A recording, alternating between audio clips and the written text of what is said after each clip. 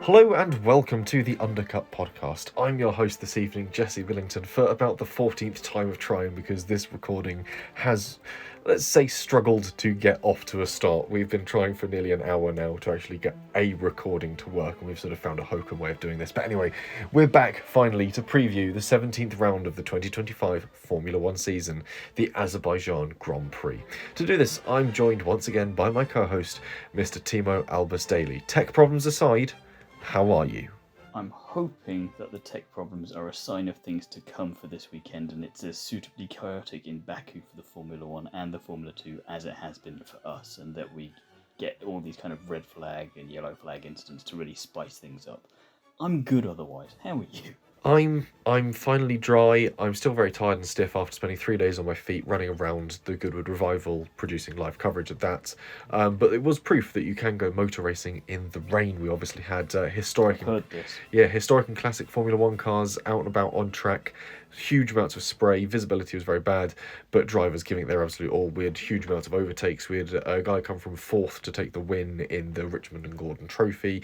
It was bonkers and brilliant, and proof that you can do motor racing in the rain, and as you can at Silverstone as well, it seems. Yeah, the European Le Mans Series went there last weekend. Jamie Chadwick being the home hero there, getting on the top step of the podium. She's got a real run for the title this year. It's going to be nip and tuck as we head into these final stage of the season, and as well for the Aquabasi sisters in the junior category. They were on the podium again this weekend, so there's about a point separating them, I think, between third place and themselves at the moment, so not a massive gulf up to second and first too, so could be a good year for that trio, for that former kind of F1 Academy W Series alumni.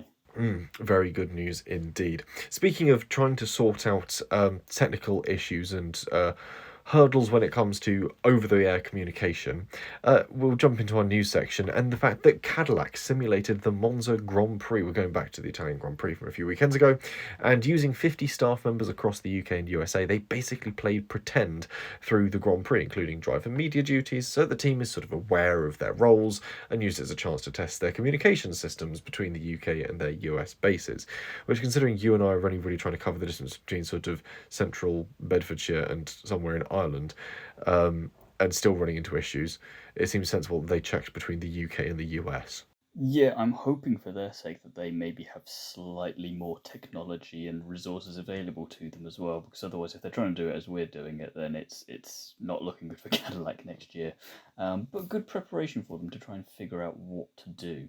And I've been saying a lot this year about how important the fundamentals are for Formula One teams and how that can often be forgotten, and it's nice to see that at a time where they can't do too much else because they're still very much building everything up, they're looking at this and going, let's just check that what we do have works and see if there's any obvious pitfalls that we're stumbling into, and how do we fix those before we get to Australia, so that when we do get there, whatever problems we face, it's not going to be because we're all meeting each other for the first time, or we don't know what shorthand for XYZ thing is from someone in the US telling someone in the UK who's telling us down in Oz. So hopefully that's a good sign of things going. We've no idea how they did or what success looks like for them, because we don't know if they were just running ghost cars, if they were kind of adding their own team in the F1 game in a simulator, or if they were just simply observing and going, well, if we were there in Ferrari's place, for example, we would do X or Y instead of what they're doing. Well, this is what we did, but what are they doing, and reacting to it. Who knows? We can assume they're using a bit more than essentially the basic version of Google Meet to try and organise things. But again, it's a case of if you sort of sweat the small stuff, everything else will fall into place. If you get the building blocks right early on, everything else should be sort of relatively straightforward for them, which is good news, which is sort of what we want to hear. It means they're going to arrive relatively competitive, at least on a functional sense. Yeah, and one thing they can prepare for well in advance is the fact that Bottas has a five-place grid penalty for Australia after shenanigans with Kevin Magnussen in Abu Dhabi last year, so they can be running all the simulations possible, going, well, he's not, wherever he qualifies, it's going to be 5 places back, so let's see if we can get a head start on that. I don't know how much of an advantage you can get from that, but you've got time on your hands. You might as well do something. Yeah, it's worth giving them a shot, and that is a fun thing that they've got those grid penalties for Valtteri Bottas coming up. We'll see how they get on with those come Australia at the start of next year. We'll move on then to Formula E and the women's test, which has been confirmed for Valencia in Spain on Friday, the 31st of October, as part of the official pre-season test ahead of the 2025 and 2026 season. Each team must run at least one woman with the option to run a second. Bianca Bustamante has already been confirmed for this, while Abby Pulling with Nissan seems like a sure thing too. Yeah, I'll be interested to see if we get some new names for this test or if it'll be pretty uniform to the last one. Either way, it's not really any negatives on that front because you're either giving new women an opportunity or you're keeping the stability from before and you're getting to build up a real image of what those drivers can do. The next thing will just be when you putting one of them in a full-time seat, because that's where the next trigger has to be pulled. You think I'd be pulling, yeah, I don't think there's room at Nissan for next year from what I can recall from the driver market there, but I think she needs to go up to Formula 3. Roden have said that next year and 27 are our best opportunities. Why not stick her in next year? And Formula E can be a great way to help with single-seater preparation. It's obviously not a Formula 3 car, but drivers, you get in as many cars as possible because you can't really turn down the offer to get into any car because of the nature of the sport, and it just helps keep you in the loop with it all. So I'll be interested to hear how that turns out and who, if any of them, then maybe get a seat for next year. I think it's really important that these girls are given their seat time because seat time, when it comes to single seaters, there are a lot of similarities between the series. The way that obviously cars handle and behave is an important thing for them to get time experiencing, and the fact that Formula E is making these dedicated female only tests is very important and a practical aspect of what we want to see when it comes to offering these steps up the motorsports ladder for women and young girls. So this is important, and it'll be interesting to see what the full list is. We'll jump. I don't know which. The problem is we can sprint off in two ways from here. We've got Citroen entering Formula E, replacing Maserati, but at the same time, when we're talking about young women getting their chance in motorsport, we've got the F1 Academy rookie test, which is heading off also in Spain at Circuito de Navarra. And this has got 18 rookies tested out over 2 days. Again, it's equal machinery because it's a spec series. And the list of what they've got has been pulled from all over the world, from all different racing series with different backgrounds. And again, we've got this fantastic well of talent coming through. I think Citroen entering Formula E, replacing Maserati in the series, easy enough. I think we can move on from that. But F1 Academy, they've got this enormous rookie test, which is great. Yeah, I mean, the only thing I've got to say on the Citroen going into Formula E situation is I keep going on about how I'd love Peugeot and Citroen to take over Alpine and for them to give it a go. And this feels like I've made a hopeful prediction for F1, and then we get Pawn Stars version instead, where they go, "This is the best we can offer you. Take it." I'm like, damn, I'm going to have to for now. But the F1 rookie test, yeah, it's interesting that none were chosen from the more than equal kind of field of people that they've got there, because they've got a few drivers that they're developing, or that they chose anyone from their own karting program, because that's they've got some older girls in there to keep an eye on. None of them have made it, as far as I'm aware, so that's interesting. And I also want to know what the criteria were that made these 18 stand out from others. And there is this focus on nurturing the next generation, and that's fine. And don't get me wrong, I like that idea of it, but it just brings back the curious notion of the aging out process. If you have 2 seasons, or you hit the age of 25 first. And there is much more of a focus on developing the younger generation now. And the likes of Lena Bula and Carrie Schreiner, those drivers that that do exist out there that maybe haven't, I don't want to say have to do it the hard way, because it's still not easy for the new lot, but the people that were there first, they're struggling to maybe get their opportunity in F1 Academy that could really help them. So it'll be fascinating to see how they do over these 2 days. They're all apparently eligible to get a seat next year in F1 Academy. Obviously, not all of them will, but it'll be interesting to see how they were chosen, who chooses them for next year, which ones get F1 backing that maybe didn't have any before, and how that all peters out. It'll be absolutely fascinating. And yeah, there's a lot of good stuff here. And I think going back slightly to the Formula E women's test, there's all this focus on preparation, and that's brilliant. Now we need to see a little bit of putting someone in a Formula E seat or a Formula 3 seat, because the old expression of if you wait until you're fully ready for something, you're never going to do it. You need to throw one of these, or 2 of them, or 3 of them into a seat in one of or both of these categories soon, and to not only for the sake of their careers, but to show that you can get somewhere next. And these new rookies that we've got at this test, they'll benefit from that. You'll all benefit from it. So the sooner you figure out how this new Formula 3 and Formula 2 car have been redesigned to better suit drivers of all types. Well, let's see, because we've just had blokes this far. We had testing with Sophia Flörsch and Chloe Chambers and Tatiana Calderon. We haven't had a full season or even a single round like we got back in GP3 days, where you'd get people for a round or two or a whole season. Not had any of that since it became Formula 3.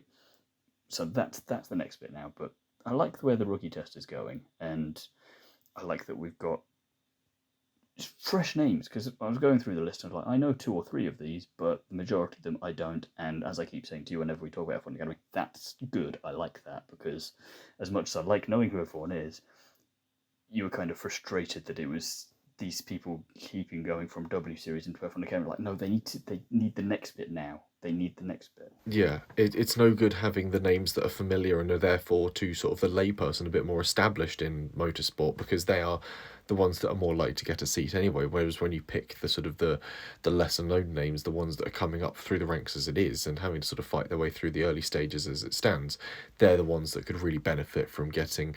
I think Maya Verg put it well. She said that while the F1 Academy racing isn't great, what it does give you is exposure. That's the important thing as a racing driver, is you need to have exposure, because a lot of it is marketing. It's being able to market yourself and being able to show what you can do. And yeah, F1 Academy gives you the opportunity to do that on a very big stage. And while Abby Pulling's now off in, I don't want to call it the doldrums of like GB3, but she's not in like the huge, well broadcast on a main channel every weekend spotlight.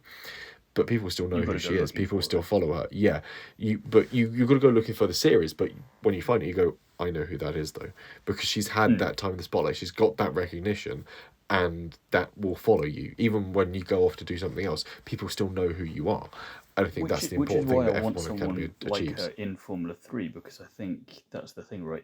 When you look at football or basketball or something, when you follow I was going to say a driver, but a player in that case from the lower leagues, they get promoted to a top team. You don't stop following them suddenly and stop following the sport. You follow that player wherever they go because you're the fan of the player. It'd be the same thing for Formula 3. So then you get an increase in exposure that way. A whole new audience comes to Formula 3 that hasn't been there before, maybe hasn't been there since Sophia was there, because, oh, there's not a woman here, why would I watch it now?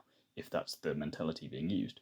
So I'm running out of reasons as to why there shouldn't be. I mean, I was never advocating that there should be anyway, but, you're trying to think on the other side and go, well, why isn't there? I can't think of what hurdles have they got in the way that have sort of causing this? If there's supposedly no more hurdles according to the team principles, then why aren't you putting one in? Yeah, because also I think everyone says it's sort of the marketing opportunity you have as a team to say, look, we've got a female driver on a grid of 22 to 30 drivers. Having 1 out of 22 or 1 out of 30 is huge. That's a hugely marketable thing, and I don't think that you should be able to just simply market a driver based off their gender. That's not exactly the end point we're aiming for, but as it stands, we're going to use until we get there.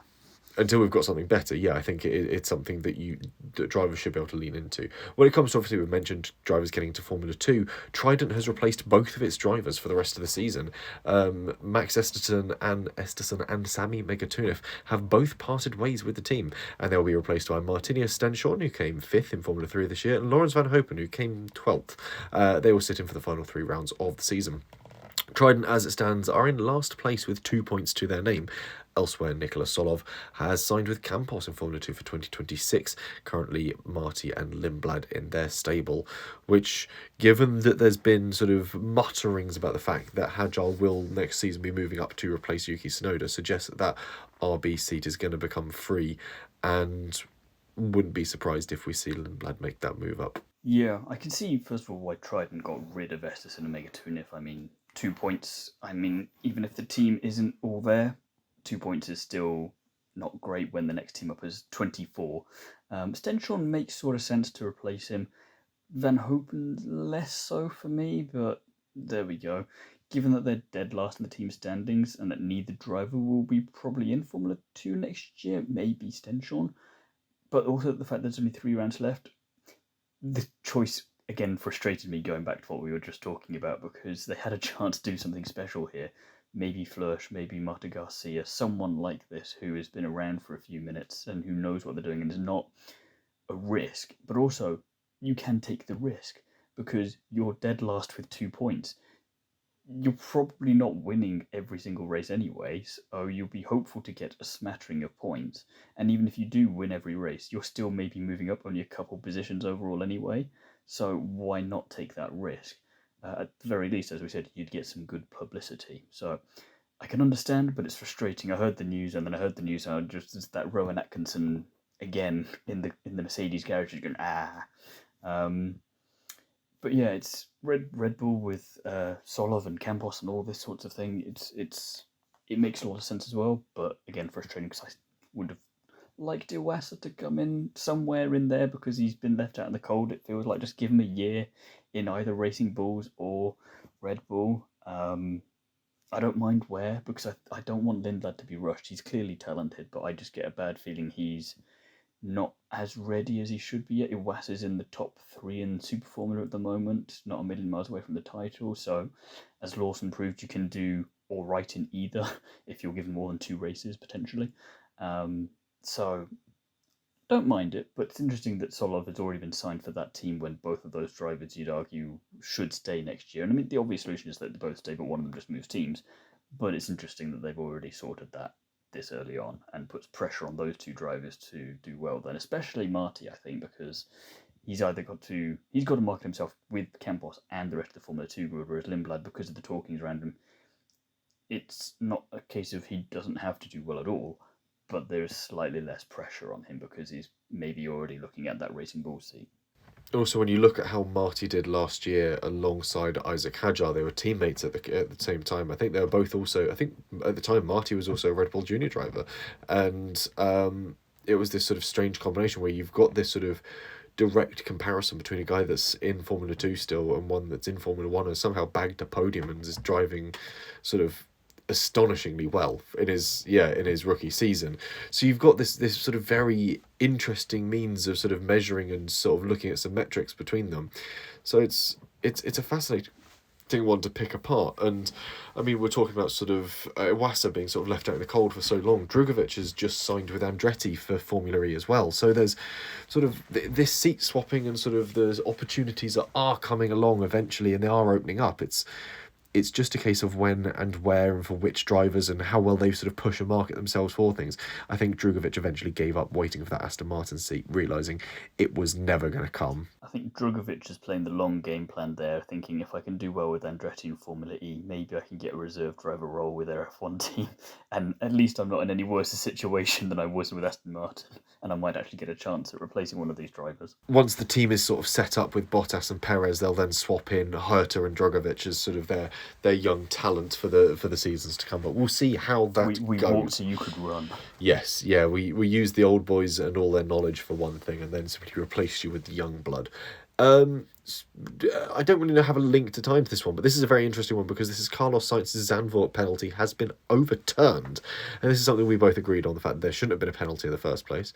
And the incident with Lawson was reviewed and the penalty overturned and the points put on Sainz's licence removed because, of course, he received 2 super licence penalty points for that collision, which has obviously now been struck off. So I think this is good that the FA and F1 are happy to go back and look at incidents. I don't like the fact that it's taken sort of nearly a month. I was going to say, that's the only good bit about that, though, because they didn't see Sainz after the race, didn't see him before Italy, then did it after Italy, and it just is a whole showcase of how not to do it. And I think if they're undoing that, then they should take Behrman's penalty from Monza away too, because if the incident with Lawson is seen as a racing incident, then the Behrman Sainz thing should be the Lawson Sainz one, or put onto Sainz. Which would have been quite funny. Like, we'll take your penalty away from Zandvoort and then apply one to because Monza. The Lawson Sainz one was a racing incident all day long. The Sainz Behrman one was a bit more pointed and certainly should have been a penalty for Sainz all day long. And I think that Nico Rosberg will agree with me on that one. We'll move on from Sainz's penalty to the calendar for 2026. And the sprint calendar has been released. We have got sprint races in China, Miami, Canada, Silverstone, Zandvoort, and Singapore. There are some interesting ones there, especially when you look at the start time for what will be that Singapore sprint race. We're going to try and melt some Formula 1 drivers, it seems. Yeah, I've summed all of these up pretty quickly. China, meh, after this year's one. It was nice to see Lewis in red winning, but there wasn't much else going on there. Miami, double meh. can't honestly remember anything that's happened in any of the sprint races there. Canada could be interesting. New circuit. Willing to give it a go. Silverstone didn't work in 2021. Don't think it's going to work now. Zandvoort, I'm already asleep. And Singapore, either really boring good. Yeah. or it's going to be insane. It's kind of what we thought might happen in Baku when they got a sprint race. And then we got the former because everyone realised, yeah, we're not going to try and smash up our cars because we've got a Grand Prix tomorrow. The only kind of caveat to this is that the 2026 cars are going to be used, and it's the first time we'll have seen a new generation of cars. So with the differences and maybe reliability and all that sort of thing, could make them more interesting, but the bar is pretty low. Yeah. Apparently they're looking to move from 6 to 10 sprint races in 2026, but I know Esteban Ocon has already come out and spoken about this, sort of essentially saying something along the lines of, let's not devalue the idea of going racing. The onus is on having the Grand Prix, and that is it. It is the big prize. It is that name for a reason. The sprint race sort of takes away from it. Not every session can be competitive and points based, and I think he has a point there. I think sort of control the means of production better.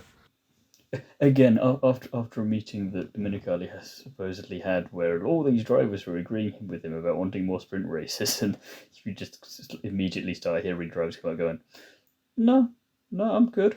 I'm good with that." And Esteban's just the latest one going, "No, I don't think so, actually." It's a very interesting case when it comes to sort of drivers going, "No, I don't think we said we wanted that." But anyway, we'll move on and see what comes of the sprint race calendar in 2027 when we potentially go up to 10. And our final news story is that John Elkan, the sort of leader CEO of Ferrari, is taking on community service. Together with his siblings, he has agreed to pay 183 million euros to close the case that was linked to the inheritance of their grandmother, Maria Caracciolo. The settlement ends a criminal investigation into alleged undeclared assets worth around 1 billion euros. Elkan will also complete 1 year of community service, though his lawyer stressed this does not imply guilt, which is the sort of thing your lawyer would probably say if you've clearly done something wrong and you're just sort of trying to make amends for it a bit. One is most amused by this, and I thought we could do with a bit of a chuckling story to finish off the news with, because it's, I'm going to pay you a lot of money and do community service, but I'm not guilty in any way, shape or form. I'm just doing this out of the goodness of my heart. There is nothing tied to this at all. Nothing to see here. Move along, nothing to see here. And that brings us nicely to the Azerbaijan Grand Prix. Timo, you have some fun facts for me. I've got some questions for you which are fun facts in themselves. So, I think for once you might actually get 1 or 2 of these pretty quickly, mainly because we have history in Baku, but not a stupendous amount just yet. Who has the most wins in Baku? Oh. It's either Lewis Hamilton or Valtteri Bottas. Okay, this might take longer than I thought.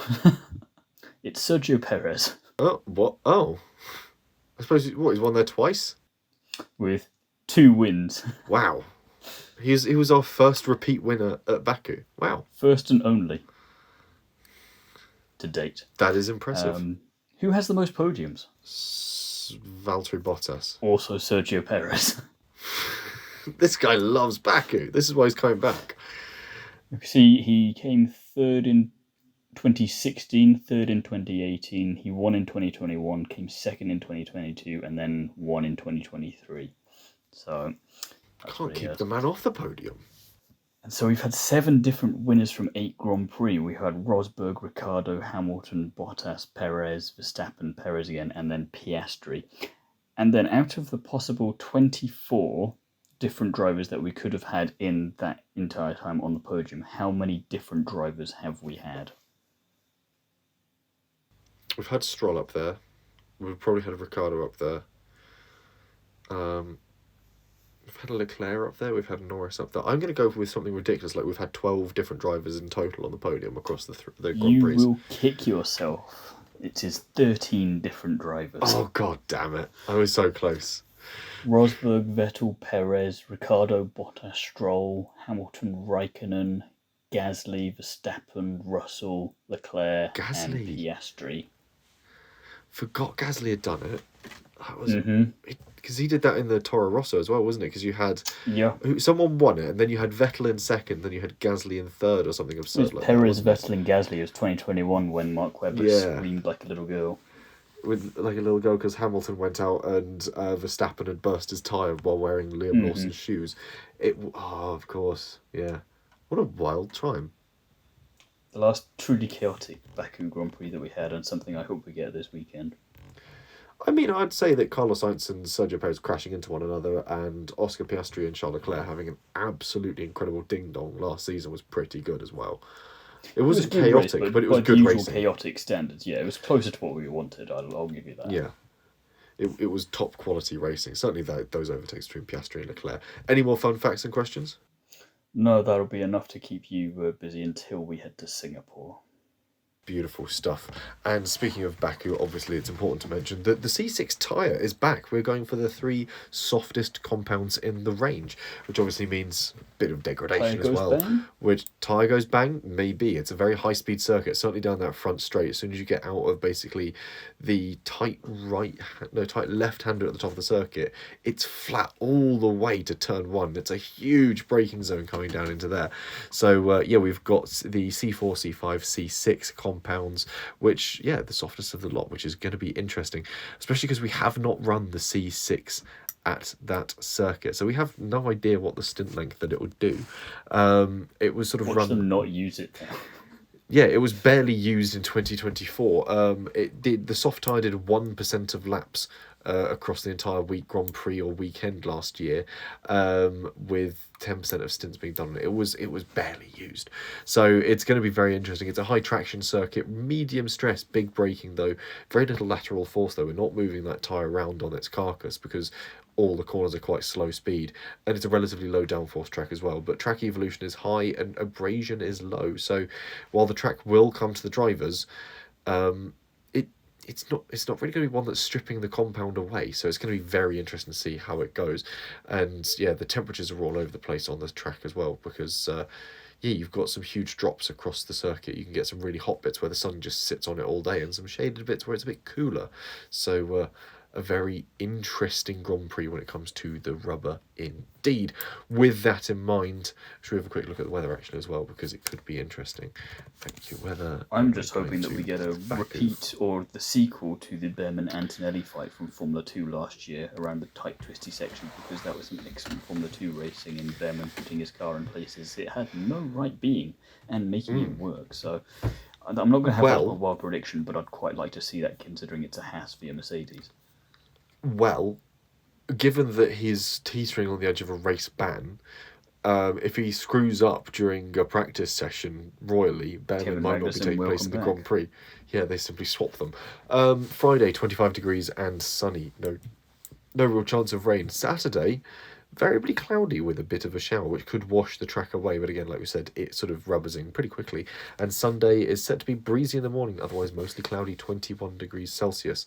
So could be an interesting qualifying if we have some showers coming. It could be a bit like Brazil, where we have the one driver that goes out early on a dry compound tyre, bags in a good lap, and then we have the rain come down, which could give us a bit of a jumbled order going into a relatively standard pole Sunday. Position, here we come. Let's not rule it out, although I wouldn't be surprised if it's something absolutely absurd like a Gabriel Bortoleto pole position, because I can't wait to see the graphic for it. Someone in the F1 put back that down office. For your pole position prediction. You know what? Screw it. Screw it. I might. Gabriel Bortoleto. As we move into our positions, our predictions. We'll start with pole position. Bortoleto. So Timo, your pole position prediction, please. I'd really like Nico Hulkenberg just because of the Gabriel Bortoleto that you've got, but I'm going to go with Oscar Piastri just because it's Oscar Piastri. As you always say, the logic for Oscar Piastri just makes sense. He is a safe pair of hands and a safe bet, and I've written now into the Word document Gabriel Bortoleto. I'm going to stick with it. I reckon we'll see something exciting happen. I'm looking forward to it. Podium. Timo, how are you going? Keeping Oscar Piastri, and then I'm putting Charles Leclerc in second place and Max Verstappen in third. I think that just that feels right as well. It's all three go well. Leclerc's been on the podium, Verstappen's won here, Piastri won here last year. Bit of chaos, but not too much. enough to keep us entertained, why not? Could be an interesting combination. I look forward to seeing how that sort of comes to fruition.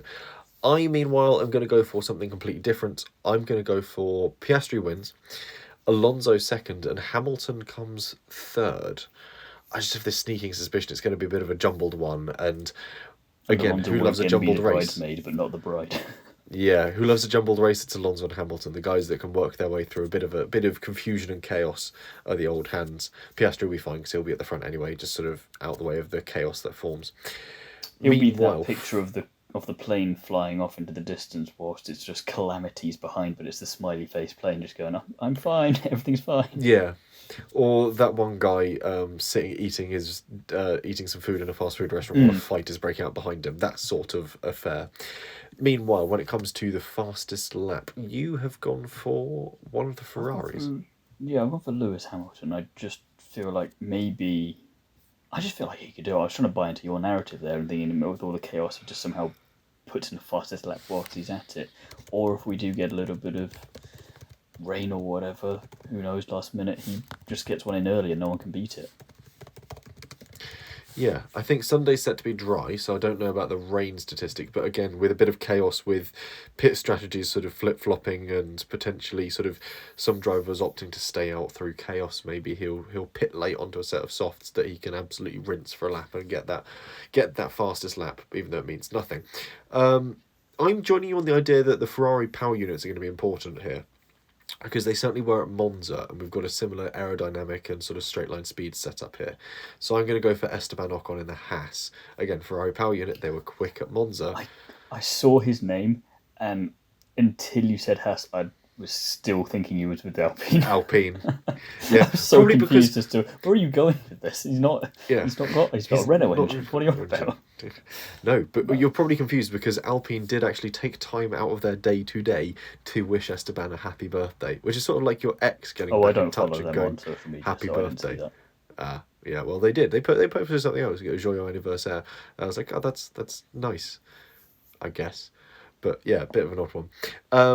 But yeah, I think, yeah, happy birthday Esteban Ocon. His birthday on the day of recording. He flew out to Baku with Nico Hülkenberg, Jack Doohan. I can't remember who else he shared a plane with. Lando Norris was there as well. So it was sort of like this weird assortment of drivers that were all lift sharing to Baku in their little private plane, and then brought him a cake as well, which was nice. And I just like to see the nice things they sometimes do for one another. So yeah, happy birthday Esteban Ocon, and may you get fastest lap this weekend. Meanwhile, wild prediction. You're going for a Zandvoort repeat, sort of. Yeah, sort of. I'm going for that. A driver gets on the podium for the first time this season, and it is wild because only 40% of the grid have made it onto the podium at least once this season. So stats are against me. Plenty of drivers to choose from, but the likelihood of it happening slim. But it's Baku, so maybe not so slim. So yeah, given we've seen some outliers appear on the podium before at Baku, it could happen again. Given the interesting outcomes we've had at a few races so far this season, Baku could produce another interesting outing. If I'm going to go for a wild prediction, Franco Colapinto, top 6. It's wild. Guarantee him a contract for next year if you're not careful. It might. Or it might, for some reason, guarantee Paul Aron a contract next year. Who knows? We'll see what happens. Very true. But with that his helmet at the end of the race, and it's Paul Aron instead. Sort of a Mission Impossible style mask, yeah. But it's a full helmet as well, underneath. Yeah, it's also the helmet. He pulls off his helmet, and yeah, he pulls off a second helmet, which is actually Paul Aron's helmet, and then it's Paul Aron. Or there's, I don't know, there's some sort of combination where he pulls off a helmet, it's Franco Colapinto, pulls off Franco Colapinto's face, it's Paul Aron's helmet, pulls off Paul Aron's helmet, it's Paul Aron. Boom, there we go. You got there in the end. Anyway, we got there in the end. We figured it out. It's a wild prediction. We'll see if it comes true this weekend at the Azerbaijan Grand Prix. That's all we've got time for. And of course, we'll be back for a review of the Azerbaijan Grand Prix next week. Hopefully the internet will play ball with us next week, because Timo's audio has already gone jumbly in my ears. It sounds like he's being eaten, but the video feed I'm getting suggests he isn't. Timo, where can the people find you? If you can hear me, then you can find me over on the Paddock Chronicle, where I have a very topical article on will we see a female driver in Formula 3 in 2026 and why there really isn't a reason for there not to be at least one. I've also got an interview out over on the Curbs tomorrow at time of recording with Carola Parodi, so go and check that out. Some brilliant sounding articles there, and I look forward to that Formula 3 one as well. That sounds like it's going to be very interesting indeed. Obviously, they're going to be starting to form their paddock for 2026. If you want more of me, you can of course pick up the latest edition of Classic Car Weekly, which is our special edition for September, which has got plenty of coverage from the Goodwood Revival in it, and a lot of my photography. You can of course also find me online as @JesseOnCars on social media, on Instagram, Twitter and TikTok, and you can also find me in this week's edition of Motorcycle News. I've got Revival coverage in there too, some photographs of the motorcycle racing, so plenty of me to enjoy. Otherwise, enjoy the Azerbaijan Grand Prix this weekend, and we will be back with a review of all the action from Baku next week.